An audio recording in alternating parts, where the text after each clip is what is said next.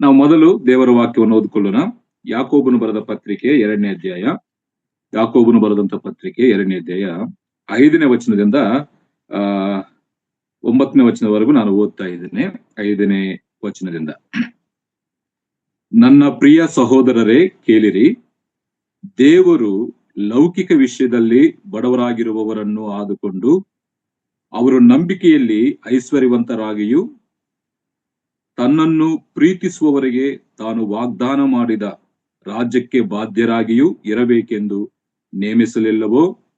ನೀವಾದರೂ ಬಡವರನ್ನು ಅವಮಾನಪಡಿಸಿದ್ದೀರಿ. ನಿಮ್ಮನ್ನು ಬಾಧಿಸಿ ನ್ಯಾಯಸ್ಥಾನಕ್ಕೆ ಎಳೆದುಕೊಂಡು ಹೋಗುವವರು ಐಶ್ವರ್ಯವಂತರಲ್ಲವೋ? ನೀವು ಕರೆಸಿಕೊಳ್ಳುವ ಶ್ರೇಷ್ಠವಾದ ನಾಮವನ್ನು ದೂಷಿಸುವವರು ಅವರಲ್ಲವೋ? ಆದರೂ ಶಾಸ್ತ್ರಕ್ಕೆ ಸರಿಯಾಗಿ ನಿನ್ನ ನೆರೆಯವನನ್ನು ನಿನ್ನಂತೆಯೇ ಪ್ರೀತಿಸಬೇಕೆಂಬ ರಾಜಾಜ್ಞೆಯನ್ನು ನೀವು ನೆರವೇರಿಸುತ್ತಿದ್ದರೆ ನೀವು ಒಳ್ಳೆಯದನ್ನು ಮಾಡುವವರು. ಅದನ್ನು ಬಿಟ್ಟು ಪಕ್ಷಪಾತ ತೋರಿಸುವವರಾಗಿದ್ದರೆ ನೀವು ಪಾಪ ಮಾಡುವವರಾಗಿದ್ದು ಅಪರಾಧಿಗಳೆಂದು ಧರ್ಮಶಾಸ್ತ್ರದಿಂದ ತೀರ್ಮಾನಿಸಲ್ಪಡುತ್ತೀರಿ. ದೇವರು ಈ ವಾಕ್ಯಗಳನ್ನು ನಮ್ಮೆಲ್ಲರಿಗಾಗಿ ಆಶೀರ್ವದಿಸಿ ತನ್ನ ಆತ್ಮನ ಮೂಲಕ ಅನುಗ್ರಹಿಸಿಕೊಡ್ಲಿ. ಪ್ರಿಯರೇ, ನಾವು ಕೆಲವೊಂದು ವಾರಗಳಿಂದ ಯಾಕೋಬನು ಬರೆದಿರುವಂತ ಪತ್ರಿಕೆಯಿಂದ ನಮ್ಮ ಆಧ್ಯಾತ್ಮಿಕ ಜೀವನಕ್ಕೆ ಬೇಕಾಗಿರುವಂತ ವಿಷಯಗಳನ್ನು ನಾವು ಕೇಳಿಸಿಕೊಳ್ಳುತ್ತಾ ಬರ್ತಾ ಇದ್ದೇವೆ. ನಾವು 2ನೇ ಅಧ್ಯಾಯವನ್ನು ಪ್ರಾರಂಭಿಸಿ 2ನೇ ಅಧ್ಯಾಯದಲ್ಲಿ ಸ್ವಲ್ಪ ಮಟ್ಟಿಗೆ ನಾವು ಅದರ ಒಂದು ಪರಿಚಯ ಮಾತುಗಳನ್ನು ನಾವು ಕೇಳಿಸಿಕೊಂಡಿದ್ದೇವೆ. ವಿಷಯ ಏನಂತಂದ್ರೆ, ಪರಿಶುದ್ಧರಲ್ಲಿ ಪಕ್ಷಪಾತವು ಇರಬಾರದು ಅಂತೇಳಿ. ಪರಿಶುದ್ಧರಾಗಿರುವಂತ ಜನರಲ್ಲಿ ಇಲ್ಲ ದೇವರ ಮಕ್ಕಳಲ್ಲಿ ಪಕ್ಷಪಾತವು ಇರಬಾರದು. ಕಳೆದ ಸಾರಿ ಅದರ ಬಗ್ಗೆ ಸ್ವಲ್ಪವಾಗಿ ನಾವು ಆಲೋಚನೆ ಮಾಡಿದ್ದೇವೆ. ಯಾಕಂತಂದ್ರೆ ಯಾಕೋಬನು ಈ ಪತ್ರಿಕೆಯನ್ನು ಬರೆಯುವಂತ ಸಂದರ್ಭದಲ್ಲಿ ಅನೇಕ ಪರಿಶುದ್ಧರು, ನಂಬಿಗಸ್ತರು ಆ ನಂಬಿಕೆ ವಿಷಯದಲ್ಲಿ ಬಂದಂತ ಶ್ರಮೆಗಳಲ್ಲಿ ಅವರು ಚದರಿಸಲ್ಪಟ್ಟು ಅನ್ಯ ದೇಶಗಳಲ್ಲಿ ಪ್ರವಾಸಿಗಳಾಗಿದ್ದಾಗ ಅವರು ಇನ್ನೂ ಹೆಚ್ಚಾಗಿ ನಂಬಿಕೆಯಲ್ಲಿ ಬಲವಾಗಿ, ಸ್ಥಿರವಾಗಿ, ಐಕ್ಯತೆ ಉಳ್ಳವರಾಗಿ ಅವರು ಜೀವಿಸಬೇಕಂದ್ರೆ ಅವರಲ್ಲಿ ಪಕ್ಷಪಾತ ಇರಬಾರದು ಅಂತೇಳಿ ಯಾಕೋಬನು ಈ ಪತ್ರಿಕೆಯನ್ನು ಬರೆದಿದ್ದಾನೆ. ಮತ್ತಿನ್ನೊಂದು ವಿಷಯ, ಆ 1ನೇ ಶತಮಾನದ ಕಾಲದಲ್ಲಿ ಈ ದಾಸರ ಪದ್ಧತಿ ಇತ್ತು. ಅಂದ್ರೆ ದುಡ್ಡು ಕೊಟ್ಟು ಕೆಲವು ಮನುಷ್ಯರನ್ನು ಕೊಂಡುಕೊಂಡು ಮನೆಯಲ್ಲಿ ದಾಸರನ್ನಾಗಿ ಇಟ್ಟುಕೊಳ್ಳುವಂತ ಒಂದು ಪದ್ಧತಿ. ಆದರೆ ಅಂತವರು ಯಜಮಾನರು, ದಾಸರು ದೇವರ ವಾಕ್ಯವನ್ನು ಕೇಳಿಸಿಕೊಂಡು ದೇವರ ವಾಕ್ಯಕ್ಕೆ ವಿಧೇಯರಾಗಿ ಅವರು ರಕ್ಷಿಸಲ್ಪಟ್ರು. ಆದ್ರೆ ಈಗ ದಾಸರು, ಯಜಮಾನರು ಯಾವುದೊಂದು ಕೂಟಗಳಿಗೆ ಹೋಗುವಾಗ, ಯಾವುದೊಂದು ಫಂಕ್ಷನ್ಗಳಿಗೆ ಹೋಗುವಾಗ ಅಲ್ಲಿ ಈ ಯಜಮಾನರಾದಂತವರನ್ನು ಅಂದ್ರೆ ಶೋಭಾಯಮಾನವಂತ ವಸ್ತ್ರಗಳನ್ನು, ಉಂಗುರವನ್ನು ಇಟ್ಟುಕೊಂಡು ಹೋದಂತವರನ್ನು ಒಂದು ರೀತಿಯಾಗಿ, ಮತ್ತು ಬಡವರಾಗಿ ಸರಿಯಾದಂತ ಬಟ್ಟೆ ಹಾಕಿಕೊಳ್ಳದಿರುವಂತವರನ್ನು ಮತ್ತೊಂದು ರೀತಿಯಾಗಿ ನೋಡುತ್ತಾ ಇರುವಂತದ್ದು ಯಾಕೋಬನು ಇಲ್ಲಿ ಪ್ರಸ್ತಾಪನೆ ಮಾಡ್ತಾನೆ. ಅಂದ್ರೆ ಆ ರೀತಿಯಾಗಿ ನೀವು ಪಕ್ಷಪಾತ ತೋರಿಸಬಾರದು ಅಂತೇಳಿ. ಅದಕ್ಕಾಗಿ ಪ್ರಿಯರೇ, ವಿಶ್ವಾಸಿಗಳಾಗಿರುವಂತ ನಾವು ಇಲ್ಲ ಪರಿಶುದ್ಧರಾಗಿರುವಂತ ನಾವು ನಮ್ಮಲ್ಲಿ ಈ ಭೌತಿಕವಾದಂತ ಸ್ಟೇಟಸ್ಗಳನ್ನು ನೋಡಿ ಪಕ್ಷಪಾತವನ್ನು ನಾವು ತೋರಿಸಬಾರದು ಅಂತೇಳಿ. ನನ್ನ ಕಲಸಾರಲ್ಲಿದೆ, ಈ ಪಕ್ಷಪಾತ ಅನ್ನುವಂಥದ್ದು ಪಾರ್ಶ್ವವಾಯುವಿಗೆ ಸಮಾನವಾದಂತ ಒಂದು ರೋಗ. ಪಾರ್ಶ್ವವಾಯು ಬಂದಂತ ವ್ಯಕ್ತಿ ಯಾವ ರೀತಿಯಾಗಿ ತನ್ನ ಶರೀರದಲ್ಲಿ ಎಲ್ಲ ಅವಯವಗಳನ್ನು ಸತ್ತಂತ ಹಾಗೆ ಅದರಲ್ಲಿ ಜೀವ ಇರುವುದಿಲ್ಲ, ನಿರ್ಜೀವವಾದಂತ ಅವಯವಗಳಾಗಿರ್ತವೆ. ಹೆಸರಿಗೆ ಕೈ ಇರ್ತದೆ, ಅದು ಇದರಿಂದ ಯಾವ ಕೆಲಸ ಮಾಡ್ಲಿಕ್ಕೆ ಆಗಲ್ಲ. ಅದೇ ರೀತಿಯಾಗಿ ವಿಶ್ವಾಸಿಗಳಲ್ಲಿ ಕೂಡ ಇಲ್ಲ ಪರಿಶುದ್ಧರಲ್ಲಿ ಕೂಡ ಈ ಪಕ್ಷಪಾತ ಇರುವಾಗ ನಾವು ಸತ್ತು ಹೋದಂತವರೇ, ನಾವು ನಿರ್ಜೀವವಾದಂತ ವ್ಯಕ್ತಿಗಳೇ ಆಗಿರ್ತೇವೆ ಅಂತೇಳಿ ನಾವು ಗಮನಿಸಿದ್ದೇವೆ. ಆದ್ರೆ ಕಳೆದ ವಾರದಲ್ಲಿ ಪಕ್ಷಪಾತದ ಒಂದು ಅರ್ಥ, ಒಂದು ಮೀನಿಂಗ್ ಅನ್ನು ನಾವು ಗಮನಿಸ್ತೇವೆ. ಪಕ್ಷಪಾತ ಅಂದ್ರೆ ಏನಂತೇಳಿ 1ನೇ ವಚನದಿಂದ 4ನೇ ವಚನದವರೆಗೂ ಯಾಕೋಬನು ತಿಳಿಸಿದ್ದಾನೆ. ಪಕ್ಷಪಾತ ಒಂದು ನಿರ್ವಚನ, ಪಕ್ಷಪಾತ ಅಂದ್ರೆ ಯಾವುದು ಅಂತೇಳಿ ನಾವು ಆಲೋಚನೆ ಮಾಡಿದ್ದೇವೆ. ಮತ್ತೆ ಅದರ ಬಗ್ಗೆ ನಾನು ಹೋಗುವುದಿಲ್ಲ. ಮತ್ತು 2ನೇದು, ಆ ಪಕ್ಷಪಾತ ತೋರಿಸುವುದು ದೇವರ ದೃಷ್ಟಿಯಲ್ಲಿ ಪಾಪವಾಗಿದೆ, ಇಲ್ಲ ಅದು ಶಿಕ್ಷೆಗೆ ಕಾರಣವಾಗ್ತದೆ ಅಂತೇಳಿ 5ನೇ ವಚನದಿಂದ 13ನೇ ವಚನದವರೆಗೂ ನಾವು ಗಮನಿಸ್ತೇವೆ. ಮೊದಲು ಪಕ್ಷಪಾತದ ಒಂದು ನಿರ್ವಚನ, ಒಂದು ಅರ್ಥವನ್ನು ಯಾಕೋಬನು ವಿವರಿಸಿದನು. ಆಮೇಲೆ 5ರಿಂದ 13 ವಚನಗಳಲ್ಲಿ ನಾವು ಗಮನಿಸುವಾಗ ಪಕ್ಷಪಾತ ತೋರಿಸುವಂಥದ್ದು ಇಲ್ಲ, ಪರಿಶುದ್ಧರು ಪಕ್ಷಪಾತ ತೋರಿಸುವಂಥದ್ದು ದೇವರ ದೃಷ್ಟಿಯಲ್ಲಿ ಅದು ಪಾಪವಾಗಿದೆ, ಅದಕ್ಕೆ ಶಿಕ್ಷೆ ಇದೆ ಅಂತೇಳಿ ಯಾಕೋಬನು ಸ್ಪಷ್ಟವಾಗಿ ತಿಳಿಸಿದ್ದಾನೆ. ಯಾಕೋಬನ ಉದ್ದೇಶ ಒಂದೇ ಪ್ರಿಯರೇ, ನಂಬಿಕೆಯಲ್ಲಿ ಚದರಿಸಲ್ಪಟ್ಟಂತ ವಿಶ್ವಾಸಿಗಳು ಸ್ಥಿರವಾಗಿ ಬಲವಾಗಿ ಐಕ್ಯದಲ್ಲಿ ಇರಬೇಕಂದ್ರೆ ಅವರಲ್ಲಿ ಈ ಪಕ್ಷಪಾತ ಇರಬಾರದು, ನಿಮ್ಮಲ್ಲಿ ಈ ಪಕ್ಷಪಾತ ಇರಬಾರದು ಅಂತೇಳಿ ಆಗಿನ ಕಾಲದ ವಿಶ್ವಾಸಿಗಳಿಗೂ ಮತ್ತೆ ಇವತ್ತು ಕೂಡ ಯೇಸು ಕ್ರಿಸ್ತನಲ್ಲಿ ನಂಬಿಕೆ ನಮಗೆ ಕೂಡ ಆತನ ಹೇಳುವಂತ ಮಾತು, ನೀವು ಸ್ಥಿರವಾಗಿ ಬಲವಾಗಿ ಐಕ್ಯದಲ್ಲಿ ಇರಬೇಕಾದ್ರೆ ನಿಮ್ಮಲ್ಲಿ ಪಕ್ಷಪಾತ ಇರಬಾರದು ಅಂತೇಳಿ ಯಾಕೋಬನು ಬರೆದಿದ್ದಾನೆ. ಈ ವಾಕ್ಯ ಭಾಗದಲ್ಲಿ ನಾವು 3 ಸತ್ಯಗಳನ್ನು ಆಲೋಚನೆ ಮಾಡಬೇಕಂತ ನಾನು ಹೇಳಿದ್ದೆ. ಮೊದಲನೇ ವಿಷಯ, ದೇವರು ಪಕ್ಷಪಾತಿ ಅಲ್ಲ. ಅದನ್ನು ನಾವು ಕಳೆದ ವಾರದಲ್ಲಿ ಆಲೋಚನೆ ಮಾಡಿದೆ, ಯಾವ ವಿಷಯದಲ್ಲಿ ದೇವರು ಪಕ್ಷಪಾತಿ ಅಲ್ಲ ಅಂತೇಳಿ. ಎರಡನೇದು, ವಿಶ್ವಾಸಿಗಳಾಗಿರುತ್ತೆ ನಮ್ಮಲ್ಲಿ ಇಲ್ಲ ಪರಿಶುದ್ಧರಾಗಿರುತ್ತೆ ನಮ್ಮಲ್ಲಿ ಪಕ್ಷಪಾತ ಇರಬಾರದು, ಎರಡನೇ ವಿಷಯ ಇವತ್ತು ಆಲೋಚನೆ ಮಾಡ್ತೇವೆ. ಆಮೇಲೆ ಮೂರನೇ ವಿಷಯ, ಈ ಪಕ್ಷಪಾತ ಅನ್ನುವಂಥದ್ದು ದೇವರ ದೃಷ್ಟಿಯಲ್ಲಿ ಪಾಪವಾಗಿದೆ. ಈ 3 ವಿಷಯಗಳನ್ನು ನಾವು ಆಲೋಚನೆ ಮಾಡಬೇಕಂತೇಳಿ ನಾನು ಕಳೆದ ವಾರದಲ್ಲಿ ಹೇಳಿದ್ದೆ. ಅದರಲ್ಲಿ ಒಂದು ವಿಷಯವನ್ನು ನಾವು ಕೇಳಿಸಿಕೊಂಡಿದ್ದೇವೆ, ಯಾವುದು? ದೇವರು ಪಕ್ಷಪಾತಿ ಅಲ್ಲ. ಅದರಲ್ಲಿ 3 ವಿಷಯಗಳನ್ನು ನಾನು ಹೇಳಿದ್ದೆ. ಯಾವ ವಿಷಯದಲ್ಲಿ ದೇವರು ಪಕ್ಷಪಾತಿ ಅಲ್ಲ ನಾವು ನೋಡಬೇಕಾದ್ರೆ, ಈ ಭೌತಿಕ ಸಂಬಂಧವಾದಂತ ವಿಷಯಗಳನ್ನು ಕೊಡುವುದರಲ್ಲಿ ಇಲ್ಲ ಭೌತಿಕ ಸಂಬಂಧವಂತ ಆಶೀರ್ವಾದಗಳನ್ನು ಕೊಡುವುದರಲ್ಲಿ ಆತ ಯಾರಲ್ಲಿ ಕೂಡ ಪಕ್ಷಪಾತ ತೋರಿಸುವುದಿಲ್ಲ. ಭೌತಿಕ ಅಂದ್ರೆ ಈ ಮಳೆ, ಬೆಳಕು, ಗಾಳಿ, ನೀರು ಇವೆಲ್ಲವನ್ನು ಕೊಡುವುದರಲ್ಲಿ ಆತನು ಯಾರಿಗೂ ಕೂಡ ಆತನು ಪಕ್ಷಪಾತ ತೋರಿಸಲಿಲ್ಲ ಅಂತೇಳಿ ಗಮನಿಸಿದ್ದೇವೆ. ಅಂದ್ರೆ ಆತನು ಮಹಿಮಾ ಸ್ವರೂಪನು, ಆತನ ಜ್ಯೋತಿರ್ಮಯನ ತಂದೆ, ಆತನ ಬೆಳಕು ಎಲ್ಲರ ಮೇಲೆ ಒಂದೇ ರೀತಿಯಾಗಿರ್ತದೆ. ಕೆಟ್ಟವರ ಮೇಲೆ ಒಂದು ರೀತಿಯಾಗಿ, ನೀತಿವಂತರ ಮೇಲೆ ಒಂದು ರೀತಿಯಾಗಿ ಇರುವುದಿಲ್ಲ ಅಂತೇಳಿ ನಾವು ಗಮನಿಸಿದ್ದೇವೆ. ದೇವರ ಪಕ್ಷಪಾತಿ ಅಲ್ಲ, ಎಲ್ಲಿ? ಭೌತಿಕ ಸಂಬಂಧವಾದಂತ ವಿಷಯಗಳಲ್ಲಿ ಎಲ್ಲರಿಗೆ ಸಮಾನವಾಗಿ ಕೊಡುವಂತ ಕರ್ತವ್ಯ. ಎರಡನೇದು, ನಂಬಿಕೆ ವಿಷಯದಲ್ಲಿ ಕೂಡ ಆತನ ಪಕ್ಷಪಾತ ತೋರಿಸಲಿಲ್ಲ. ನಂಬಿಕೆ ಅಂದ್ರೆ ರಕ್ಷಿಸುವಂತ ವಿಚಾರದಲ್ಲಿ, ರಕ್ಷಣೆಗೆ ನಡೆಸುವಂತ ವಿಚಾರದಲ್ಲಿ, ಪಾಪಗಳನ್ನು ಕ್ಷಮಿಸುವಂತ ವಿಚಾರದಲ್ಲಿ ಕೂಡ ಆತನು ಯಾರಿಗೂ ಕೂಡ ಪಕ್ಷಪಾತ ತೋರಿಸಲಿಲ್ಲ. ಯಾಕಂತಂದ್ರೆ ಎಲ್ಲರಿಗೋಸ್ಕರ ಕಲಸಾಗಿದೆ, ದೇವರ ಲೋಕವನ್ನು ಎಷ್ಟೋ ಪ್ರೀತಿಸಿ ಎಲ್ಲರೂ ರಕ್ಷಣೆ ಹೊಂದಬೇಕು ಅಂತ, ಎಲ್ಲರಿಗೋಸ್ಕರ ಎಲ್ಲರ ಪಾಪದ ಭಾರವನ್ನು ಆತನು ಹೊತ್ತುಕೊಂಡನು, ಎಲ್ಲರಿಗೋಸ್ಕರ ಮರಣಿಸಿದನು, ಎಲ್ಲರಿಗೋಸ್ಕರ ಹೂಣಲ್ಪಟ್ಟು 3ನೇ ದಿನದಲ್ಲಿ ಮೃತ್ಯುಂಜಯನಾಗಿ ಎದ್ದು ಬಂದಿದ್ದಾನೆ. ಒಬ್ಬರಿಗೋಸ್ಕರ ಅಲ್ಲ ಪ್ರಿಯ, ಸರ್ವಲೋಕದ ಪಾಪದ ನಿವಾರಣೆಗೋಸ್ಕರ ಆತನು ಮರಣಿಸಿದನು, ಹೂಣಲ್ಪಟ್ಟ ಮೃತ್ಯುಂಜಯನಾಗಿ ಎದ್ದು ಬಂದನು. ರಕ್ಷಿಸುವಂತ ವಿಚಾರದಲ್ಲಿ ಆತನ ಪಕ್ಷಪಾತವಿಲ್ಲ. ಯಹೂದ್ಯನು, ಗ್ರೀಕನು, ಅನ್ಯನಂತೇಳಿ ಯಾವ ಭೇದವಿಲ್ಲ, ಎಲ್ಲರೂ ರಕ್ಷಣೆ ಹೊಂದಬೇಕು, ಆ ಸತ್ಯದ ಪರಿಜ್ಞಾನಕ್ಕೆ ಸೇರಬೇಕು, ನಿತ್ಯ ಜೀವನ ಪಡ್ಕೊಳ್ಬೇಕಂತೇಳಿ ರಕ್ಷಣೆ ವಿಚಾರದಲ್ಲಿ ಕೂಡ ದೇವರು ಪಕ್ಷಪಾತ ತೋರಿಸಲಿ. ಆದರೆ ಅಂಗೀಕರಿಸಿಕೊಳ್ಳುವಂತ ವಿಚಾರದಲ್ಲಿ ಕೆಲವರು ಬಲಹೀನರಾಗಿ, ಕೆಲವರು ಸೈತಾನನ ಕೈಯಲ್ಲಿ ಸಿಕ್ಕಾಕೊಂಡು ಅವರ ನೇತೃತ್ವ ಮಂಕು ಮಾಡಿದ್ದರಿಂದ ಅವರು ರಕ್ಷಣೆ ಹೊಂದಲಿಕ್ಕೆ ಆಗ್ತಾ ಇಲ್ಲ. ಆದರೆ ದೇವರು ಮಾತ್ರ ಎಲ್ಲರನ್ನೂ ಒಂದೇ ರೀತಿಯಾಗಿ ಪ್ರೀತಿಸಿದನು, ಎಲ್ಲರಿಗಾಗಿ ರಕ್ಷಣೆ ಕಾರ್ಯವನ್ನು ಮಾಡಿದ್ದಾನೆ. ಅದರಲ್ಲಿ ಪಕ್ಷಪಾತ ತೋರಿಸಲಿಲ್ಲ. ಮೂರನೇದಾಗಿ, ಆತನು ಪ್ರತಿಫಲ ಕೊಡುವುದರಲ್ಲಿ ಕೂಡ ಪಕ್ಷಪಾತ ತೋರಿಸುವಂತ ಕರ್ತನಲ್ಲ. ನೀನು ಏನು ಕೆಲಸ ಮಾಡ್ತೀಯೋ ಆ ಕೆಲಸಕ್ಕೆ ತಕ್ಕ ಹಾಗೆ ನೀನು ಭಕ್ತನಿಗೆ ಸಂಬಂಧಪಟ್ಟಂತ ಪ್ರತಿಫಲ, ನೀನು ಭ್ರಷ್ಟನಾಗಿದ್ದೀಯಾ, ಭ್ರಷ್ಟನ ಸಂಬಂಧಪಟ್ಟ ಪ್ರತಿಫಲ. ಅದಕ್ಕಾಗಿ ಈ ಪ್ರತಿಫಲವನ್ನು ಕೊಡುವುದರಲ್ಲಿ ಕೂಡ ದೇವರು ಯಾರ ವಿಷಯದಲ್ಲಿ ಕೂಡ ಆತನು ಪಕ್ಷಪಾತ ತೋರಿಸುವುದಿಲ್ಲ ಅಂತೇಳಿ ಈ 3 ವಿಷಯಗಳನ್ನು ಕಳೆದ ವಾರದಲ್ಲಿ ನಾವು ಗಮನಿಸಿದ್ದೇವೆ. ದೇವರ ಪಕ್ಷಪಾತಿ ಅಲ್ಲ, ಯಾವುದರಲ್ಲಿ? ಭೌತಿಕ ಸಂಬಂಧವಂತ ಆಶೀರ್ವಾದಗಳಲ್ಲಿ ಪಕ್ಷಪಾತಿ ಅಲ್ಲ, ರಕ್ಷಿಸುವಂತ ವಿಚಾರದಲ್ಲಿ ಪಕ್ಷಪಾತಿ ಅಲ್ಲ, ಮತ್ತು ಪ್ರತಿಫಲ ಕೊಡುವುದರಲ್ಲಿ ಕೂಡ ಆತನು ಪಕ್ಷಪಾತಿ ತೋರಿಸುವುದಿಲ್ಲ ಅಂತೇಳಿ ನಾವು ಗಮನಿಸಿದ್ದೇವೆ. ಆದ್ರೆ ಇವತ್ತು ಎರಡನೇ ವಿಷಯವನ್ನು ನಾವು ಕೇಳಿಸಿಕೊಳ್ಳೋಣ. ಎರಡನೇ ವಿಷಯ ಯಾವುದು? ಪರಿಶುದ್ಧರಲ್ಲಿ ಪಕ್ಷಪಾತ ಇರಬಾರದು. ದೇವರಲ್ಲಿ ಪಕ್ಷಪಾತವಿಲ್ಲ, ಆತನು ಪರಿಶುದ್ಧನು, ಎಲ್ಲರನ್ನು ಪ್ರೀತಿಸಿದಂತವನು. ಎರಡನೇ ವಿಚಾರ, ಆತನ ಮಕ್ಕಳಾಗಿರುವಂತ ನಮ್ಮಲ್ಲಿ ಕೂಡ, ವಿಶ್ವಾಸಿಗಳಾಗಿರುವಂತ ನಮ್ಮಲ್ಲಿ ಕೂಡ ಈ ಪಕ್ಷಪಾತ ಇರಬಾರದು ಅಂತೇಳಿ ಯಾಕೋಬನು ಇಲ್ಲಿ ವಿವರಣೆ ಮಾಡ್ತಾನೆ. ಮೊದಲು ಅದರ ಅರ್ಥವನ್ನು ತಿಳಿಸಿದ್ದಾನೆ 1-4 ವಚನಗಳಲ್ಲಿ.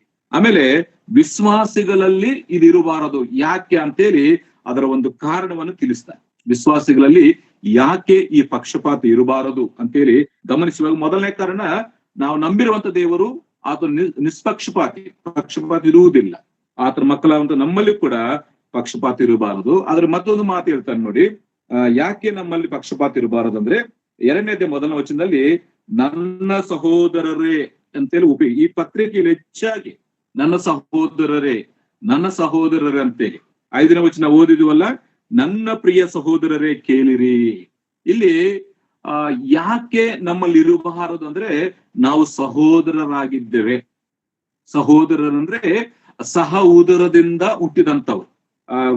ಪ್ರವೀಣ್ ಬ್ರದರ್ ಒಂದು ಮಾತು ಹೇಳಿದ್ರಲ್ಲ, 1:18 ಆತನು ತನ್ನ ಸುಚಿತ್ತದ ಪ್ರಕಾರ ಸತ್ಯ ಬೋಧನೆಯ ವಾಕ್ಯದಿಂದ ನಮ್ಮನ್ನು ಹುಟ್ಟಿಸಲಾಗಿ ನಾವು ಆತನ ಸೃಷ್ಟಿಗಳಲ್ಲಿ ಪ್ರಥಮ ಅಂತ. ಅಂದ್ರೆ ನಾವೆಲ್ಲರೂ ಕೂಡ ಆತನಿಂದ ನಾವು ಜನ್ಮಿಸಿದವರು ಇಲ್ಲ, ಆತ ನಮ್ಮನ್ನು ಹುಟ್ಟಿಸಿದ್ದಾನೆ. ಹೊಸ ಜನ್ಮ, ಹೊಸದಾಗಿ ಹುಟ್ಟಿದಂತವ್ರು, ಸಹ ಉದರದಿಂದ ನಾವು ಹುಟ್ಟಿದಂತವರಾದ್ದರಿಂದ ನಾವು ಸಹೋದರರು, ಒಂದೇ ಉದರದಿಂದ ಹುಟ್ಟಿರುವಂತವರು. ಅದಕ್ಕಾಗಿ ನಿಮ್ಮಲ್ಲಿ ಪಕ್ಷಪಾತ ಇರಬಾರದು ಅಂತ ನೋಡಿ. ಅದಕ್ಕೆ ಇನ್ನೂ ಸ್ಪಷ್ಟವಾಗಿ ಒಂದು ಮಾತು ಓದೋಣ.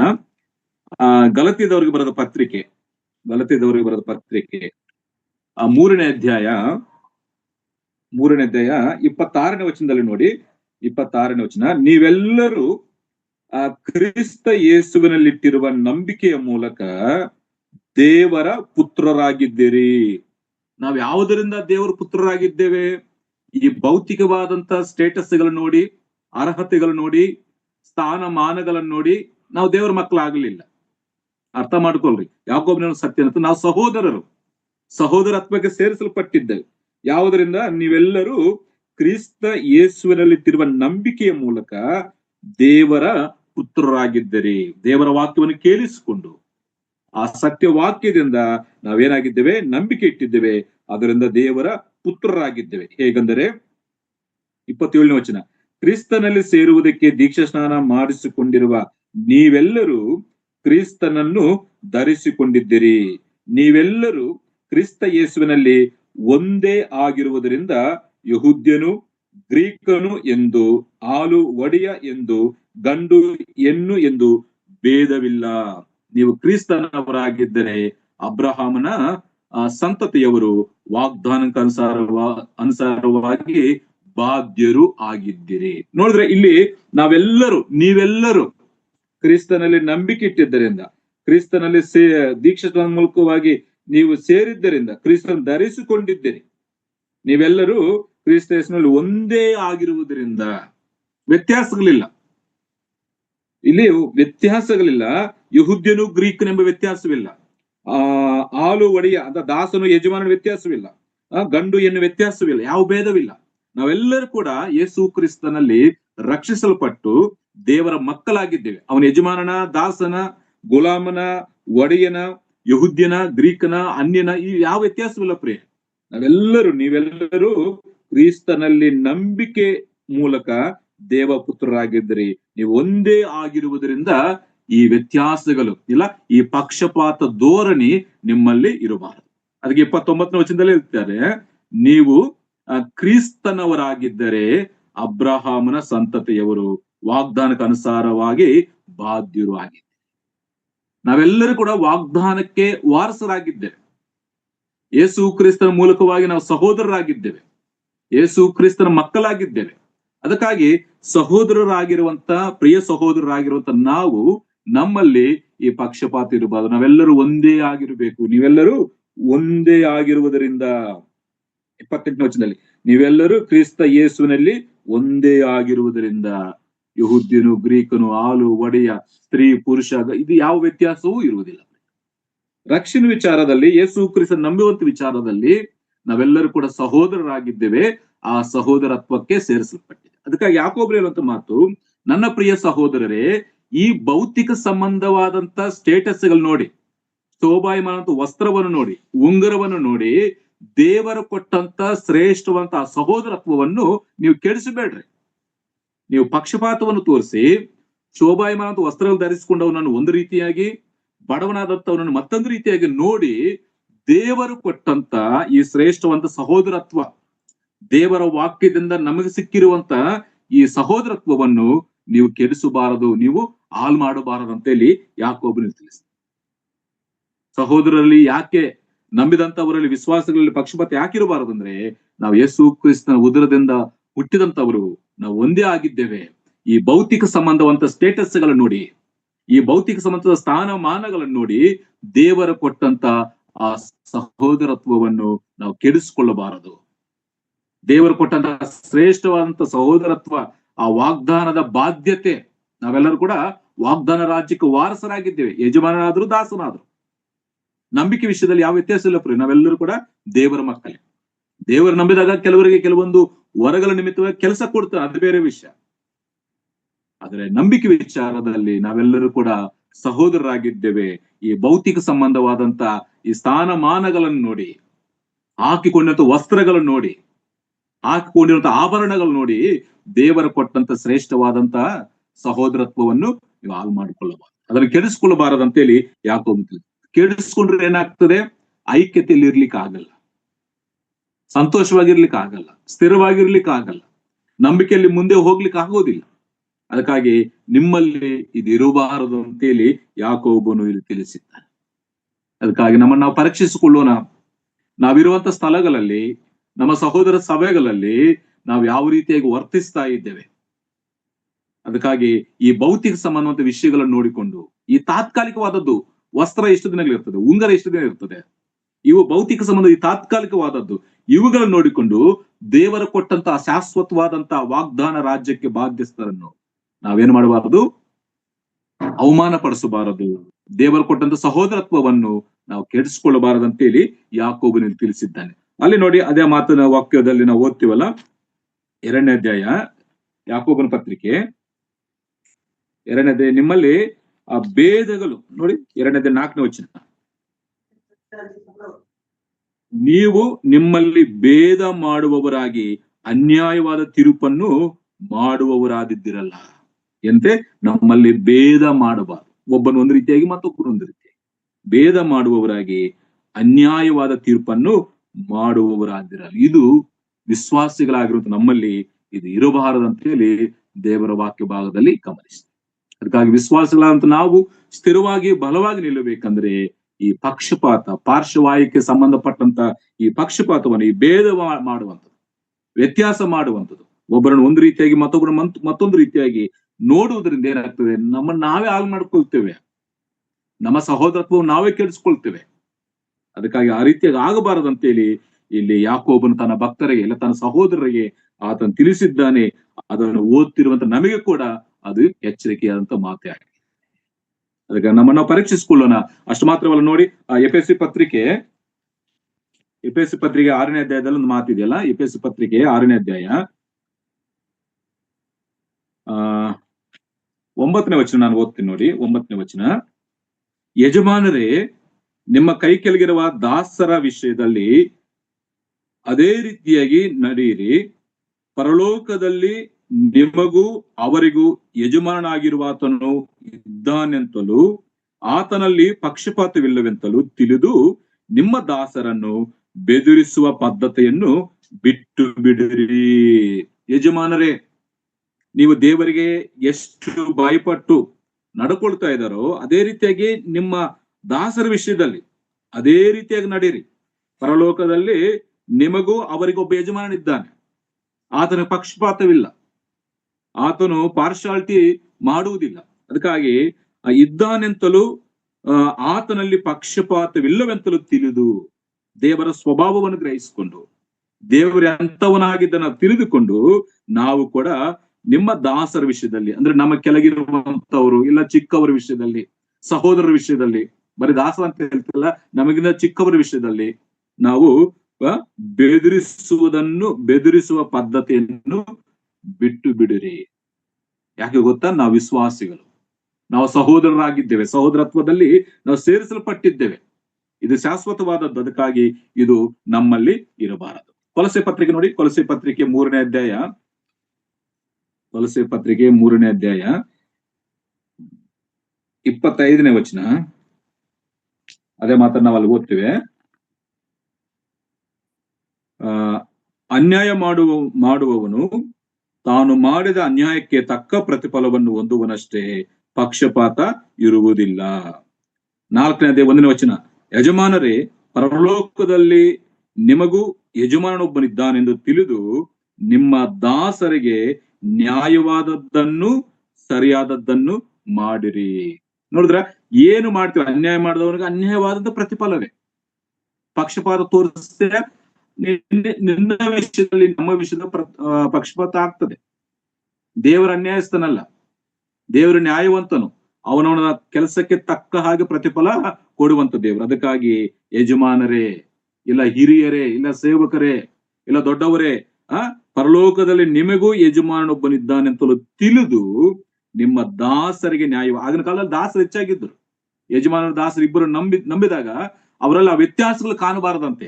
ದಾಸನು ಒಡೆಯನಂತೇಳಿ ಕೆಲಸ ಬೇರೆ, ಅದು ನೋಡುವಂತ ವಿಚಾರದಲ್ಲಿ ಈ ವ್ಯತ್ಯಾಸ ಕಾಣಬಾರದಂತೇಳಿ ನೀವು ತಿಳಿದು ನಿಮ್ಮ ದಾಸರಿಗೆ ನ್ಯಾಯವಾದದ್ದನ್ನು ಸರಿಯಾದದ್ದನ್ನು ಮಾಡಿರಿ ಅಂತ. ವಿಶ್ವಾಸಿಗಳಾಗಂತ ನಮ್ಮಲ್ಲಿ ಇವು ನ್ಯಾಯವಾದದ್ದು ಸರಿಯಾದದ್ದನ್ನು ನಾವು ಮಾಡುವಂತವ್ರ. ಯಾಕೆ? ನಮ್ಮ ಯಜಮಾನೊಬ್ಬನಿದ್ದಾನೆ, ಆತನಿಗೆ ಯಾವ ಪಕ್ಷಪಾತವಿಲ್ಲ ಅಂತೇಳಿ ದೇವರ ವಾಕ್ಯ ಭಾಗದಲ್ಲಿ ನಾವು ಗಮನಿಸ್ತೇವೆ. ಅದಕ್ಕಾಗಿ ಪ್ರಿಯರೇ, ಈ ಭೂಲೋಕದಲ್ಲಿ ನಾವು ಯಾವ ರೀತಿಯಾಗಿ ನಡ್ಕೊಳ್ಬೇಕಂತೇಳಿ ಒಂದು ವಚನವನ್ನು ನಾವು ಓದಿಕೊಂಡು ನಾನು ಮುಂದೆ ಬರ್ತೀನಿ. ರೋಮಾಪುರದವರಿಗೆ ಬರೆದ ಪತ್ರಿಕೆ 12ನೇ ಅಧ್ಯಾಯ 10ನೇ ವಚನ ಓದ್ತಾ ಇದ್ದೇನೆ. ಕ್ರೈಸ್ತ ಸಹೋದರರು ಅಣ್ಣ ತಮ್ಮಂದಿರೆಂದು ಒಬ್ಬರನ್ನೊಬ್ಬರು ಪ್ರೀತಿಸಿರಿ. ಏನಂತೆ? ಕ್ರೈಸ್ತ ಸಹೋದರರು ಅಂದ್ರೆ ಕ್ರೈಸ್ತರು, ವಿಶ್ವಾಸಿಗಳು ಯಾವ ರೀತಿಯಾಗಿ ಅಣ್ಣ ತಮ್ಮಂದಿರೆಂದು ಒಬ್ಬರನ್ನೊಬ್ಬರು ಪ್ರೀತಿಸಿರಿ. ಮಾನ ಮರ್ಯಾದೆಯನ್ನು ತೋರಿಸುವುದರಲ್ಲಿ ಒಬ್ಬರಿಗಿಂತ ಒಬ್ಬರು ಮುಂದಾಗಿರಿ.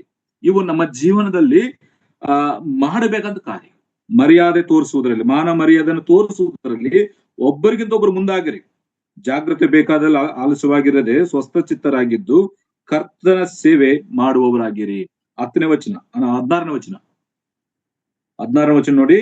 ನಿಮ್ಮೊಳಗೆ ಏಕ ಮನಸ್ಸುಳ್ಳವರಾಗಿರಿ, ದೊಡ್ಡಸ್ತಿಗೆ ಮೇಲೆ ಮನಸ್ಸಿಡದೆ ದೀನರ ಸಂಗಡ ಬಾಲಿಕೆಯಾಗಿರಿ. ನಿಮ್ಮನ್ನು ನೀವೇ ಬುದ್ಧಿವಂತರೆಂದು ಎನಿಸಿಕೊಳ್ಳಬೇಡರಿ. ವಿಶ್ವಾಸವು ನಮ್ಮಲ್ಲಿ ಇರಬೇಕಂತ ಲಕ್ಷ್ಯ. ಕ್ರೈಸ್ತ ಸಹೋದರರು ಅಣ್ಣ ತಮ್ಮಂದಿರೆಂದು ನಾವು ಎನಿಸ್ಕೊಳ್ಳಬೇಕು, ಒಬ್ಬರನ್ನೊಬ್ಬರು ಪ್ರೀತಿಸಿಕೊಳ್ಳಬೇಕು, ಮಾನ ಮರ್ಯಾದೆ ತೋರಿಸುವುದರಲ್ಲಿ ಒಬ್ಬರಿಗಿಂತ ಒಬ್ಬರು ಮುಂದಾಗಬೇಕು. ಮೊದಲು ಮರ್ಯಾದೆ ಕೊಡುವಂಥದ್ದು, ಸನ್ಮಾನಿಸುವಂಥದ್ದು, ಗೌರವಿಸುವಂಥದ್ದು, ಒಬ್ರಿಗಿಂತ ಒಬ್ರು ಮುಂದಾಗಿರ್ಬೇಕು.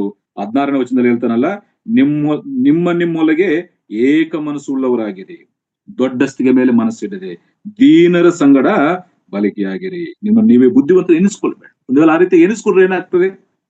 ನಾನೇ ಬುದ್ಧಿವಂತನು ಅಂತೇಳಿ ನಾನು ದೊಡ್ಡಸ್ತಿ ಮೇಲೆ ಮನಸ್ಸಿಟ್ರೆ ನನ್ನಂತವ್ನು ಯಾರಿಲ್ಲ, ನಾನೇ ಜ್ಞಾನವಂತ ಅಂತ ಎನಿಸ್ಕೊಂಡ್ರೆ ಏನಾಗ್ತದೆ?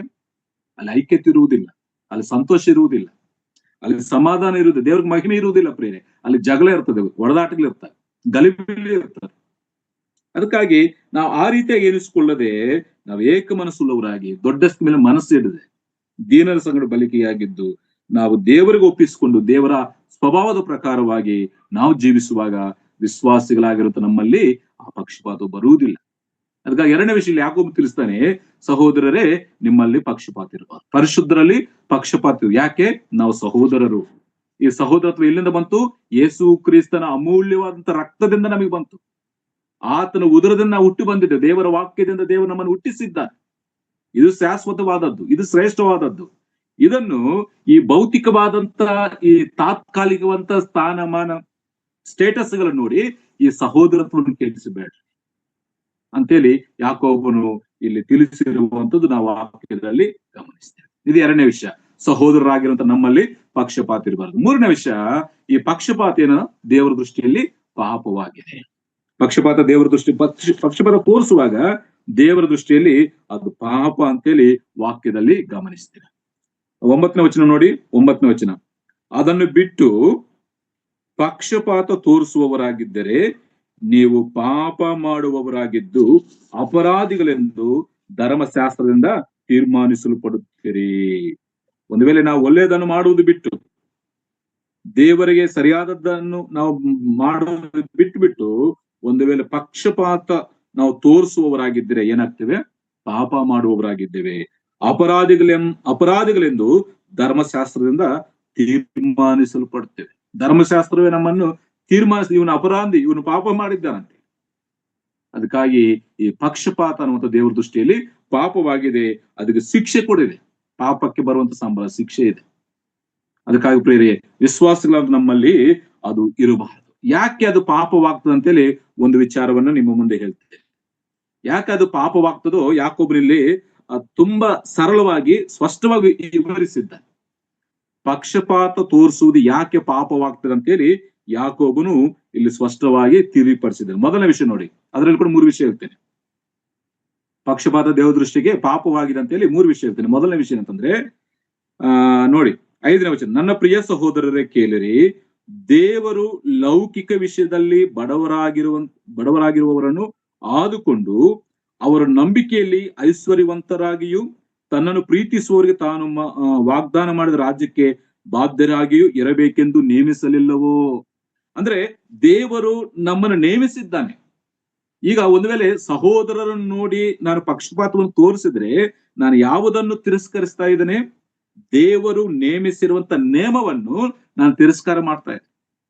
ದೇವರು ಏರ್ಪಾಟ್ ಮಾಡ್ಕೊಂಡ ಜನರನ್ನು ನಾನು ತಿರಸ್ಕರಿಸುವಾಗ, ಇಲ್ಲ ಪಕ್ಷಪಾತ ತೋರಿಸುವಾಗ ಅದು ಪಾಪವಾಗ್ತದೆ. ಅದಕ್ಕಾಗಿ ದೇವರ ಮನಸ್ಸನ್ನೇ ನಾನು ತಳ್ಳಿಬಿಟ್ಟ ಹಾಗಾಗ್ತದೆ. ಅದಕ್ಕಾಗಿ ದೇವರು ಏನ್ ಮಾಡಿದ, ಕೆಲವರನ್ನು ಆರಿಸಿಕೊಂಡಿದ್ದಾನೆ. ಲೌಕಿಕ ವಿಷಯದಲ್ಲಿ ಬಡವರಾಗಿರುವಂತವರನ್ನು ಆದುಕೊಂಡಿದ್ದಾನೆ. ಅವರನ್ನು ನಂಬಿಕೆ ವಿಷಯದಲ್ಲಿ ಐಶ್ವರ್ಯವಂತರನ್ನಾಗಿ ಮಾಡಿದ್ದಾನೆ. ತನ್ನ ಪ್ರೀತಿಸುವವರು ವಾಗ್ದಾನ ರಾಜ್ಯಕ್ಕೆ ಬಾಧ್ಯರನ್ನಾಗಿ ಮಾಡಿದ್ದಾನೆ. ದೇವರು ಇಷ್ಟು ಶ್ರೇಷ್ಠವಂತ ಸ್ಥಾನ ಈ ಬಡವರಿಗೂ ಕೊಟ್ಟಿದ್ದಾನೆ. ದೇವರವರನ್ನು ಆದುಕೊಂಡಿದ್ದಾನೆ, ನಂಬಿಕೆ ವಿಷಯದಲ್ಲಿ ಐಶ್ವರ್ಯವಂತರನ್ನಾಗಿ ಮಾಡಿದ್ದಾನೆ ಮತ್ತು ವಾಗ್ದಾನ ರಾಜ್ಯಕ್ಕೆ ಬಾಧ್ಯಸ್ಥರನ್ನಾಗಿ ಆತ ನೇಮಿಸಿದ್ದಾನೆ. ಈಗ ನಾವು ಅವರನ್ನು ತಿರಸ್ಕರಿಸುವಾಗ, ಈ ಭೌತಿಕವಂತ ಸ್ಥಾನಮಾನಗಳು ನೋಡಿ ಅವರ ವಿಷಯದಲ್ಲಿ ಪಕ್ಷಪಾತ ತೋರಿಸಿದಾಗ, ಅವರನ್ನು ಅವಮಾನ ಪಡಿಸಿದಾಗ, ಯಾರನ್ನ ಅವಮಾನ ಪಡಿಸಿದ ಹಾಗೆ? ಯಾರಿಗೆ ಅವಮಾನ ಬರ್ತದೆ? ದೇವರು ಏರ್ಪಾಟ್ ಮಾಡಿದ ಆ ನೇಮಕ್ಕೆ ಅವಮಾನ ಆಗ್ತದೆ. ದೇವರ ಮನಸ್ಸನ್ನೇ ನಾವು ನೋಯಿಸಿದಂತವರಾಗ್ತದೆ. ಅದಕ್ಕಾಗಿ ಪ್ರಿಯರೇ, ಇದು ಪಾಪ, ದೇವರ ದೃಷ್ಟಿಯಲ್ಲಿ ಪಾಪವಾಗಿದೆ. ದೇವರು ಆರಿಸಿಕೊಂಡಂತ ಜನರನ್ನು ನಾವು ತಿರಸ್ಕಾರ ಮಾಡಿದ್ರೆ, ದೇವರು ಆರಿಸಿಕೊಂಡಂತ ಬಡವರನ್ನು ನಾವು ಅವಮಾನ ಪಡಿಸಿದ್ರೆ ಅದೇನಾಗ್ತದೆ? ದೇವರ ದೃಷ್ಟಿಯಲ್ಲಿ ಪಾಪವಾಗ್ತದೆ. ದೇವರ ಮನಸ್ಸನ್ನೇ ನಾವು ತಿರಸ್ಕರಿಸಿದ ಹಾಗೆ, ದೇವರ ಯೋಜನೆಯನ್ನೇ ನಾವು ತಿರಸ್ಕರಿಸುವುದ ಹಾಗೆ. ಅದಕ್ಕಾಗಿ ಅದು ನಮ್ಮಲ್ಲಿ ಇರಬಾರದು. ಅದಕ್ಕಾಗಿ ನಮ್ಮನ್ನು ಆರಿಸಿಕೊಳ್ಳುವಾಗ ನೋಡಿ, ದೇವರು ಯಾವ ರೀತಿಯಾಗಿ ಆರಿಸಿಕೊಂಡಿದ್ದಾನೆ? ದೊಡ್ಡವರನ್ನು ಆರಿಸಿಕೊಂಡಿಲ್ಲಲ್ಲ. ಕೊರಿಂಥದವರು ಬರೆದ ಮೊದಲನೇ ಪತ್ರಿಕೆ 1ನೇ ಅಧ್ಯಾಯದಲ್ಲಿ ನಾವು ಓದ್ತೀವ ಮಾತು. 1ನೇ ಅಧ್ಯಾಯ 26ನೇ ವಚನದಿಂದ, ಸಹೋದರರೇ, ದೇವರು ನಿಮ್ಮನ್ನು ಕರೆದಾಗ ಎಂತವರನ್ನು ಕರೆದನೆಂದು ಆಲೋಚಿಸಿರಿ. ನಿಮ್ಮೊಳಗೆ ಲೌಕಿಕ ದೃಷ್ಟಿಯಲ್ಲಿ ಜ್ಞಾನಿಗಳು ಅನೇಕರಿಲ್ಲ, ಅಧಿಕಾರಿಗಳು ಅನೇಕರಿಲ್ಲ, ಕುಲೀನರು ಅನೇಕರಿಲ್ಲ. ದೇವರು ಜ್ಞಾನಿಗಳನ್ನು ನಾಚಿಕೆ ಪಡಿಸುವುದಕ್ಕಾಗಿ ಈ ಲೋಕದ ಬುದ್ಧಿಹೀನರನ್ನು ಆರಿಸಿಕೊಂಡಿದ್ದಾನೆ. ದೇವರು ಬಲಿಷ್ಠರನ್ನು ನಾಚಿಕೆ ಪಡಿಸುವುದಕ್ಕಾಗಿ ಈ ಲೋಕದ ಬಲಹೀನರನ್ನು ಆರಿಸಿಕೊಂಡಿದ್ದಾನೆ. ದೇವರು ಈ ಲೋಕದ ಕುಲೀನರನ್ನು ಅಸಡ್ಡೆಯಾದವರನ್ನು ಆರಿಸಿಕೊಂಡಿದ್ದಲ್ಲದೆ ಗಣ್ಯರನ್ನು ಇಲ್ಲದಂತೆ ಮಾಡುವುದಕ್ಕಾಗಿ ಗಣನೆಗೆ ಬಾರದವರನ್ನು ಆರಿಸಿಕೊಂಡಿದ್ದಾನೆ. ಹೀಗಿರಲು ದೇವರ ಮುಂದೆ ಹೊಗಳಿಕೊಳ್ಳುವುದಕ್ಕೆ ಯಾರಿಗೂ ಆಸ್ಪದವಿಲ್ಲ. ದೇವರು ಆರಿಸಿಕೊಳ್ಳಿಕ್ಕೆ ನೋಡ್ರಿ, ದೊಡ್ಡ ಶ್ರೀಮಂತರನ್ನು, ಜ್ಞಾನವಂತರನ್ನು, ವಿದ್ಯಾವಂತರನ್ನು, ಉನ್ನತವಾದಂತ ಪದವಿಯಲ್ಲಿದ್ದಂಥವರನ್ನು ದೇವರು ಆರಿಸಿಕೊಂಡಿಲ್ಲ. ಬಲಹೀನರನ್ನು, ಅಜ್ಞಾನಿಗಳನ್ನು, ಬುದ್ಧಿಹೀನರನ್ನು, ಯಾವ ಗಣನೆಗೆ ಬಾರದಂತವರನ್ನು ಆತನ ಆರಿಸಿಕೊಂಡು ಯಾರು ಅತಿಶಯಿಸಬಾರದಂತೇಳಿ ಅವರ ಮೇಲೆ ದೇವರು ತನ್ನ ಕೃಪೆಯನ್ನು ತೋರಿಸಿ ನಂಬಿಕೆ ವಿಷಯದಲ್ಲಿ ಅವರನ್ನು ಐಶ್ವರ್ಯವಂತರನ್ನಾಗಿ, ಭಾಗ್ಯವಂತರನ್ನಾಗಿ ಆತನು ಮಾಡಿದ್ದಾನೆ. ವಾಗ್ದಾನ ರಾಜ್ಯಕ್ಕೆ ವಾರಸರನ್ನಾಗಿ ಮಾಡಿದ್ದಾನೆ. ಆದ್ರೆ ಅಂತವರನ್ನು ನೋಡಿ, ನಂಬಿಕೆ ವಿಷಯದಲ್ಲಿ ಐಶ್ವರ್ಯವಂತರ, ಆದ್ರೆ ಲೌಕಿಕ ವಿಷಯದಲ್ಲಿ ಬಡವರಾದಂತವರನ್ನು ನೋಡಿ ನಾವು ಅವಮಾನ ಪಡಿಸಿದರೆ, ಇಲ್ಲ ಅವರ ವಿಷಯದಲ್ಲಿ ನಾವು ಪಕ್ಷಪಾತ ತೋರಿಸುವುದಾದರೆ ಏನಾಗ್ತದೆ? ದೇವರ ದೃಷ್ಟಿಯಲ್ಲಿ ಅದು ಪಾಪವಾಗ್ತದೆ. ದೇವರ ಒಂದು ನಿಬಂಧನೆ, ಇಲ್ಲ ದೇವರ ಒಂದು ಸಂಕಲ್ಪವನ್ನು, ಇಲ್ಲ ದೇವರ ನಿಯಮವನ್ನೇ ನಾವು ತಳ್ಳಿಬಿಟ್ಟ ಹಾಗೆ, ದೇವರ ಮನಸ್ಸನ್ನೇ ತಿರಸ್ಕರಿಸಿದ ಹಾಗೆ. ಆ ರೀತಿಯಾಗಿ ವಿಶ್ವಾಸಿಗಳಲ್ಲಿ ಇರಬಾರದು. ದೇವರು ಯಾರನ್ನು ಘನಪಡಿಸ್ತಾನೋ ಅವರನ್ನು ನಾವು ಘನಪಡಿಸಬೇಕು. ಒಂದು ವೇಳೆ ತಿರಸ್ಕರಿಸಿದರೆ ಅದು ಪಾಪವಾಗ್ತದೆ. ದೇವರ ಮನಸ್ಸನ್ನು ನೋಯಿಸಿದವರು ದೇವರ ಯೋಜನೆಯನ್ನೇ ನಾವು ತಲೆಬಿಟ್ಟ ಹಾಗ. ಅದಕ್ಕಾಗಿ ವಿಶ್ವಾಸಿಗಳಾದಂತ ನಮ್ಮಲ್ಲಿ ಈ ಪಕ್ಷಪಾತ ಇರಬಾರದು. ಆಮೇಲೆ 2ನೇ ವಿಷಯ ಹಾಗೆ ಸರಳವಾಗಿ ಹೇಳಿ ನಾನು ಮುಗಿಸ್ತೇನೆ, ಸಮಯ ಆಗ್ತಾ ಬಂತು. ಮೊದಲು ದೇವರು ಆರಿಸಿಕೊಂಡಂತವರನ್ನು ತಿರಸ್ಕರಿಸುವಾಗ ಅದು ಪಾಪವಾಗ್ತದೆ. ಯಾಕೆ? ಅವರು ವಾಗ್ದಾನ ರಾಜ್ಯಕ್ಕೆ ವಾರಸರು, ಅವರ ನಂಬಿಕೆ ವಿಷಯದಲ್ಲಿ ಭಾಗ್ಯವಂತರಾಗಿದ್ದಾರೆ, ಅಂತವರನ್ನು ತಿರಸ್ಕರಿಸಬಾರದು. 2ನೇದು, ಆತನ ಹೇಳುವಂತ ಮಾತು 6ನೇ ವಚನದಲ್ಲಿ ಯಾಕೆ ಪಾಪವಾಗ್ತದಂದ್ರೆ, ನೀವಾದರೂ ಬಡವರನ್ನು ಅವಮಾನ ಪಡಿಸಿದ್ದೀರಿ, ನಿಮ್ಮನ್ನು ಬಾಧಿಸಿ ನ್ಯಾಯಸ್ಥಾನಕ್ಕೆ ಎಳೆದುಕೊಂಡು ಹೋಗುವವರು ಐಶ್ವರ್ಯವಂತರಲ್ಲವೋ. ಇಲ್ಲಿ 2ನೇ ವಿಷಯ ಏನಂತಂದ್ರೆ, ನಿನ್ನ ನಂಬಿಕೆಯ ಭಕ್ತಿಯನ್ನು ಹಾಳು ಮಾಡ್ಲಿಕ್ಕೆ ಪ್ರಯತ್ನಿಸುವಂತವರನ್ನು ನೀನು ಸನ್ಮಾನಿಸುವಾಗ ಅದೇನಾಗ್ತದೆ ದೇವರ ದೃಷ್ಟಿಯಲ್ಲಿ ಪಾಪ. ಅವ್ರೇನು ನಿನ್ನನ್ನು ನ್ಯಾಯಸ್ಥಾನಗಳಿಗೆ ಎಳ್ಕೊಂಡು ಹೋಗ್ಬೇಕಂತೆ, ನಿನ್ನ ಮೇಲೆ ತಪ್ಪು ಹೊರಿಸಿ ನಿನ್ನನ್ನು ಅಪರಾಧ ಅಂತ ನಿಲ್ಲಿಸುವರು ಯಾರು? ಬಡವರಲ್ಲ. ಇಲ್ಲಿ ಹೇಳ್ತಾನಲ್ಲ, ಐಶ್ವರ್ಯವಂತರು. ನಿಮ್ಮನ್ನು ಬಾಧಿಸಿ ನ್ಯಾಯಸ್ಥಾನಕ್ಕೆ ಎಳೆದುಕೊಂಡು ಹೋಗುವವರು ಐಶ್ವರ್ಯವಂತರಲ್ಲವೋ. ಅಂತವರು ನೀನು ಸನ್ಮಾನಿಸಿದ್ರೆ, ನಿನ್ನನ್ನು ಹೊಡೆಯುವಂತವರನ್ನು ಇಲ್ಲ ನಿನ್ನನ್ನು ಅವಮಾನ ಪಡಿಸುವಂತವರನ್ನು ನೀನು ಸನ್ಮಾನಿಸಿದ್ರೆ ಅದು ದೇವರ ದೃಷ್ಟಿಯಲ್ಲಿ ಪಾಪವಾಗ್ತದೆ. ಅದು ದೇವರ ದೃಷ್ಟಿಯಲ್ಲಿ ಪಾಪವಾಗ್ತದೆ ಅಂತೇಳಿ ಯಾಕೋಬನಲ್ಲಿ ಸ್ಪಷ್ಟವಾಗಿ ತಿಳಿಸ. ನೀವಾದರೂ ಬಡವರನ್ನು ಅವಮಾನ ಪಡಿಸಿದ್ದೀರಿ, ನಿಮ್ಮನ್ನು ಬಾಧಿಸಿ ನ್ಯಾಯಸ್ಥಾನಕ್ಕೆ ಎಳೆದುಕೊಂಡು ಹೋಗುವವರು ಐಶ್ವರ್ಯವಂತರಲ್ಲವೋ. ಅದಕ್ಕೆ ನಾನು ಹೀಗೆ ಹೇಳ್ತೀನಿ ಪ್ರಿಯರೇ, ನಮ್ಮ ನಂಬಿಕೆಯನ್ನು ನಮ್ಮ ಭಕ್ತಿಯನ್ನು ಹಾಳು ಮಾಡ್ಲಿಕ್ಕೆ ಪ್ರಯತ್ನಿಸುವಂತವರನ್ನು ನಾವು ಸನ್ಮಾನಿಸುವಾಗ, ಅಂದ್ರೆ ಇವರಿಗಿಂತ ಹೆಚ್ಚಾಗಿ ಅವರನ್ನು ಸನ್ಮಾನಿಸುವಾಗ, ಸಹೋದರರಿಗಿಂತ ವಿಶ್ವಾಸಿಗಳಿಗಿಂತ ಅವರನ್ನು ಹೆಚ್ಚಾಗಿ ನಾವು ಸನ್ಮಾನಿಸುವಾಗ ಏನಾಗ್ತದೆ? ದೇವರ ದೃಷ್ಟಿಯಲ್ಲಿ ಅದು ಪಾಪವಾಗ್ತದೆ. ಅವ್ರೇನಂತೆ ನಮ್ಮ ಮೇಲೆ ಕಠಿಣವಾದಂತ ಅಧಿಕಾರ ನಡೆಸುವಂತವ್ರು. ಇನ್ನು ಹೆಚ್ಚಾಗಿ ವಿಶ್ವಾಸಿಗಳಾದಂತ ನಮಗೆ ಲೋಕದಲ್ಲಿ ಶ್ರಮೆ ಸಂಕಟ ಉಂಟು. ಅಧಿಕಾರಿಗಳು ಕಠಿಣವಾಗಿ ಅಧಿಕಾರ ನಡೆಸ್ತಾರೆ. ನಮ್ಮ ನ್ಯಾಯ ಸಭೆಗಳಿಗೆ ನ್ಯಾಯ ವಿಚಾರಣೆಗೆ ಎಳ್ಕೊಂಡು ಹೋಗುವಂತವ್ರು ಸುವಾರ್ತೆಗಳಿಗೂ ಓದ್ತಿವೆ. ಅದಕ್ಕಾಗಿ ನಾವೇನ್ ಮಾಡಬಾರ್ದು? ಅಂತವರನ್ನು ನಾವು ಸನ್ಮಾನಿಸುತ್ತಾ ದೇವರ ಆರಿಸಿಕೊಂಡಂತ ಜನರನ್ನು ನಾವು ತಿರಸ್ಕಾರ ಮಾಡಿದ್ರೆ ದೇವರ ನಾಮದಲ್ಲಿ ದೇವರ ದೃಷ್ಟಿಯಲ್ಲಿ ಅದು ಪಾಪವಾಗ್ತದೆ. ಅಷ್ಟು ಮಾತ್ರ ಅಲ್ಲ, ಅವ್ರು ಏನ್ ಮಾಡ್ತಾರೆ? ನಿಮಗೆ ಕೊಡಲ್ಪಟ್ಟಂತ ಹೆಸರನ್ನು ಅವ್ರು ದೂಷಿಸ್ತಾರೆ. ನೋಡಿ 7ನೇ ವಚನ, ನೀವು ಕರೆಸಿಕೊಳ್ಳುವ ಶ್ರೇಷ್ಠವಾದ ನಾಮವನ್ನು ದೂಷಿಸುವವರು ಅವರಲ್ಲವೋ. ಕ್ರೈಸ್ತರನ್ನು ದೂಷಿಸುವಂತವ್ರು, ವಿಶ್ವಾಸಿಗಳನ್ನು ದೂಷಿಸುವಂತವ್ರು, ಇವತ್ತು ನಮಗಿರುವಂತ ಹೆಸರನ್ನು ಹೇಳಿಕೊಂಡು ದ್ವೇಷ ಮಾಡುವಂತ ಎಷ್ಟೋ ಜನರು ಇದ್ದಾರೆ. ಅದಕ್ಕಾಗಿ ಇಲ್ಲಿ ಯಾಕೋಬನವಂತದ್ದು ನಿಮಗಿರುವಂತ ಶ್ರೇಷ್ಠವಾದಂತ ನಾಮವನ್ನು ದೂಷಿಸುವವರು ಅವರಲ್ಲವೋ. ಅವರಂದ್ರೆ ಯಾರು? ಐಶ್ವರ್ಯವಂತರು, ನಂಬದೇ ಇರುವಂತವ್ರು, ಐಶ್ವರ್ಯವಂತರು. ಅದಕ್ಕಾಗಿ ಈ ಬಡವರ ವಿಷಯದಲ್ಲಿ ನೀನು ಪಕ್ಷಪಾತ ತೋರಿಸಿ ಅವರನ್ನು ಕರ್ಕೊಂಡೋಗಿ ಸಿಂಹಾಸನ ಮೇಲೆ ಕೂರಿಸಿದೆ, ಆ ಸುಖಾಸನ ಮೇಲೆ ಕೂರಿಸಿದ್ರೆ ದೇವರು ನೋಡುವಾಗ ಏನಾಗ್ತದೆ?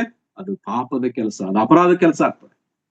2ನೇ ವಿಷಯ, ನಿಮ್ಮ ಭಕ್ತಿಯ ವಿಷಯದಲ್ಲಿ ನಂಬಿಕೆ ವಿಷಯವನ್ನು ಹಾಳು ಮಾಡ್ಲಿಕ್ಕೆ ಪ್ರಯತ್ನಿಸುವಂತವರನ್ನು ಸನ್ಮಾನಿಸುವಾಗ ಅದೇನಾಗ್ತದೆ? ಪಾಪ. 3ನೇ ವಿಷಯದಲ್ಲಿ ನಾನು ಮುಗಿಸ್ತೇನೆ. 3ನೇ ವಿಷಯ ಏನಂತಂದ್ರೆ, ದೇವರ ವಾಕ್ಯವನ್ನು ನಾವು ಅನುಸರಿಸದೆ ಹೋಗುವುದರಿಂದ ಪಾಪವಾಗ್ತದೆ. ದೇವರ ವಾಕ್ಯವನ್ನು ನಾವು ಅನುಸರಿಸದೆ ಹೋಗುವುದರಿಂದ ಪಾಪ. 8-9 ವಚನಗಳಲ್ಲಿ, ಆದರೂ ಶಾಸ್ತ್ರಕ್ಕೆ ಸರಿಯಾಗಿ ನಿನ್ನ ನೆರೆಯವನನ್ನು ನಿನ್ನಂತೆಯೇ ಪ್ರೀತಿಸಬೇಕೆಂಬ ರಾಜಾಜ್ಞೆಯನ್ನು ನೀನು ನೆರವೇರಿಸುತ್ತಿದ್ರೆ ಎಷ್ಟು ನೀವು ಒಳ್ಳೆಯದನ್ನು ಮಾಡು. ದೇವರ ವಾಕ್ಯ ಹೇಳ್ತದೆ, ನಿನ್ನಂತೆ ನಿನ್ನ ನೆರೆಯವನನ್ನು ಪ್ರೀತಿಸು. ಇದು ಪ್ರಾಮುಖ್ಯವಾದಂತ ಆಜ್ಞೆ, ದೇವರು ಕೊಟ್ಟಂತ ಆಜ್ಞೆ, ಧರ್ಮಶಾಸ್ತ್ರದಂತ ಆಜ್ಞೆ. ಈಗ ಆ ಸಹೋದರರನ್ನು ನಾವು ತಿರಸ್ಕರಿಸುವಾಗ, ಸಹೋದರರನ್ನು ನಾವು ಅವಮಾನ ಪಡಿಸುವಾಗ, ಸಹೋದರರನ್ನ ನಾವು ಪಕ್ಷಪಾತ ತೋರಿಸಿದಾಗ ಯಾವುದನ್ನು ಮೀರ್ತಾ ಇದ್ದೇವೆ? ದೇವರ ಕೊಟ್ಟಂತ ವಾಕ್ಯವನ್ನು ದೇವರ ಕೊಟ್ಟಂತ ವಾಕ್ಯವನ್ನು ಮೀರುವುದರಿಂದ ಏನಾಗ್ತದೆ? ದೇವರ ದೃಷ್ಟಿಯಲ್ಲಿ ಪಾಪವಾಗ್ತದೆ. ನಾನು ಇಲ್ಲಿ ಮುಗಿಸ್ತೇನೆ ಪ್ರಿಯರೇ, ಬೇಕಾದ್ರೆ ನೀವು ಆಮೇಲೆ ಅದನ್ನು ಓದಿರಿ. ನಾವು ದೇವರ ದೃಷ್ಟಿಯಲ್ಲಿ ನಾವು ಮಾಡುವಂತಹ ಪಾಪದ ಕಾರ್ಯ, ಪಕ್ಷಪಾತ ತೋರಿಸುವಂಥದ್ದು, ಅದು ಪಾಪದ ಕಾರ್ಯ ಅಂತೇಳಿ ವಾಕ್ಯ ಭಾಗದಿಂದ ನಾವು ಗಮನಿಸ. ಕೆಳಗಡೆ 8, 9, 10 ವಚನಗಳಲ್ಲಿ ಅದರ ವಿಚಾರ ನಾವು ನೋಡ್ತೇವೆ. ಅದಕ್ಕಾಗಿ ನಾನು 2 ವಿಷಯದಲ್ಲಿ, ವಿಶ್ವಾಸಿಗಳ ನಮ್ಮಲ್ಲಿ ಪಕ್ಷಪಾತ ಇರಬಾರದು. ಯಾಕೆ? ನಾವು ಸಹೋದರರಾಗಿದ್ದೇವೆ, ಇದು ಶಾಶ್ವತವಾದದ್ದು, ಇದು ದೇವರು ಕೊಟ್ಟದ್ದು. ಇದರಲ್ಲಿ ನಾವು ಭೌತಿಕವಾದಂತ ಸ್ಟೇಟಸ್ಗಳು ನೋಡಿ ದೇವರ ಕೊಟ್ಟಂತ ಸಹೋದರತ್ವವನ್ನು ಕೆಡಿಸ್ಕೊಳ್ಬಾರ್ದು. 2ನೇ ವಿಷಯ, ಈ ಪಕ್ಷಪಾತ ದೇವರ ದೃಷ್ಟಿಯಲ್ಲಿ ಪಾಪ. ಯಾಕಂತಂದ್ರೆ ದೇವರ ಆರಿಸಿಕೊಂಡಂತವ್ರು ನಾವು ತಿರಸ್ಕರಿಸುವಂತ, ದೇವರ ಯೋಜನೆ ತಿರಸ್ಕರಿಸುವಾಗ ಅದು ಪಾಪವಾಗ್ತದೆ. 2, ನಮ್ಮ ನಂಬಿಕೆಯ ಭಕ್ತಿಯನ್ನು ಹಾಳು ಮಾಡ್ಲಿಕ್ಕೆ ಪ್ರಯತ್ನಿಸುವಂತವರನ್ನು ಸನ್ಮಾನಿಸುವಾಗ ಅದು ಪಾಪವಾಗ್ತದೆ. 3, ದೇವರ ವಾಕ್ಯವನ್ನು ಪಾಲಿಸದೆ ದೇವರ ವಾಕ್ಯವನ್ನು ತಿರಸ್ಕರಿಸುವಾಗ ಅದು ಪಾಪವಾಗ್ತದೆ. ಅದಕ್ಕಾಗಿ ಇಂತಹ ಪಾಪದ ಕಾರ್ಯಗಳು ನಮ್ಮಲ್ಲಿ ನಡೆಯಬಾರದು. ನಾವು ವಿಶ್ವಾಸಿಗಳಾಗಿ ಒಬ್ಬರನ್ನೊಬ್ಬರು ಪ್ರೀತಿಸಿಕೊಳ್ಳುತ್ತಾ ಆ ವಿಶ್ವಾಸ, ನಂಬಿಕೆ, ಸತ್ಯತೆಯಲ್ಲಿ ಐಕ್ಯತೆ ಉಳ್ಳವರಾಗಿ ನಾವು ಜೀವಿಸುವಾಗ ಯೇಸು ಕ್ರಿಸ್ತನ ಬರೋಣವು ಸಮೀಪದಲ್ಲಿದೆ. ಆತನ ಮುಂದೆ ನಾವು ನಂಬಿಗಸ್ತರಾಗಿ ನಿಲ್ತೇವೆ, ತಕ್ಕ ಪ್ರತಿಫಲ ಆತನು ಕೊಡ್ತಾನೆ. ನಾವು ಯಾವ ರೀತಿಯಾಗಿ ಪ್ರವರ್ತಿಸ್ತೀವೋ ನಮ್ಮ ಆ ಕೆಲಸವನ್ನು ನೋಡಿ ಆತನು ಪಕ್ಷಪಾತವಿಲ್ಲದೆ ಪ್ರತಿಫಲ ಕೊಡುವಂತ ದೇವರಾಗಿದ್ದಾನೆ. ಅದಕ್ಕಾಗಿ ನಮ್ಮ ಸಹೋದರರ ವಿಷಯದಲ್ಲಿ ಲೋಕದಲ್ಲಿ ಬಡವರಾಗಿದ್ರು ಕೂಡ ಅವರು ನಂಬಿಕೆಯಲ್ಲಿ ಐಶ್ವರ್ಯವಂತರು. ದೇವರವರನ್ನು ಆರಿಸಿಕೊಂಡಿದ್ದಾರೆ, ವಾಗ್ದಾನ ರಾಜ್ಯಕ್ಕೆ ಬಾಧ್ಯಸ್ಥರಾಗಿದ್ದಾರೆ. ಅಂತವ್ರು ನಾವು ತಿರಸ್ಕರಿಸಬಾರದು. ಮತ್ತು ನಮ್ಮ ಹೆಸರನ್ನು ದೂಷಿಸುವಂತವರಿದ್ದಾರೆ, ನಮ್ಮ ಭಕ್ತಿಯನ್ನು ನಮ್ಮ ನಂಬಿಕೆಯನ್ನು ಹಾಳು ಮಾಡಂತವರನ್ನು ಅವರನ್ನು ಸನ್ಮಾನಿಸಿ ಇವರನ್ನು ತಿರಸ್ಕರಿಸಿದರೆ ಅದು ಪಾಪವಾಗ್ತದೆ. ಮೂರನೇದಾಗಿ ದೇವರ ವಾಕ್ಯವನ್ನು ನಾವು ಅನುಸರಿಸಬೇಕು. ದೇವರ ವಾಕ್ಯವನ್ನು ನಾವೆಂದಿಗೂ ನಿರ್ಲಕ್ಷ್ಯ ಮಾಡದೆ ಆ ವಾಕ್ಯದ ಪ್ರಕಾರವಾಗಿ ಜೀವಿಸೋಣ. ಆ ರೀತಿಯಾಗಿ ಜೀವಿಸಲಿಕ್ಕೆ ದೇವರ ನಮ್ಮೆಲ್ಲರೂ ಸಹಾಯ ಮಾಡ್ಲಿಕ್ಕೆ ಕೊಟ್ಟಂತ ಸಮಯಕ್ಕಾಗಿ ನಿಮ್ಮೆಲ್ಲರಿಗೆ ಧನ್ಯವಾದ ತಿಳಿಸುತ್ತಾ ನಾನು ಮಾತನ್ನು ಮುಗಿಸ್ತೇನೆ. ಎಲ್ಲರೂ ಧನ್ಯವಾದ.